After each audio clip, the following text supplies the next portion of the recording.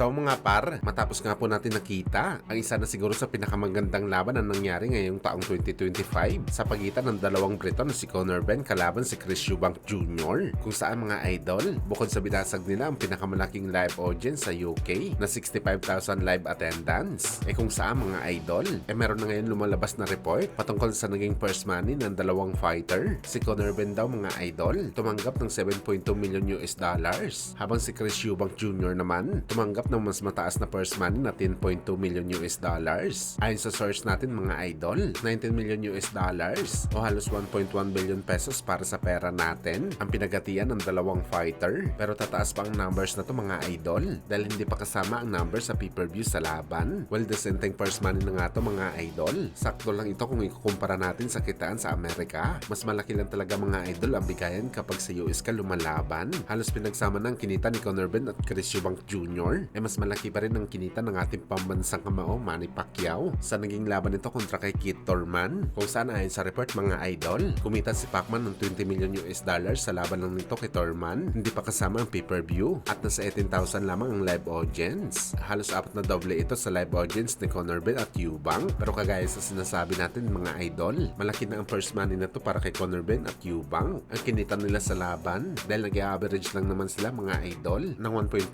hanggang 2 million bawat laban. Pero aasahan natin mga idol, sakali merong rematch sa bakbakan nila, base sa ganda ng unang bakbakan nila, doble pa ang first money na kikitain nila sa una. Bagamat ngayon pa man mga idol, palagay natin, kukuha muna ng tune-up fight ang dalawang fighter bago lumaban ulit sa isa't isa, pangdagdag kumpiyansa lang sa sarili at syempre build up na rin sa kanilang rematch.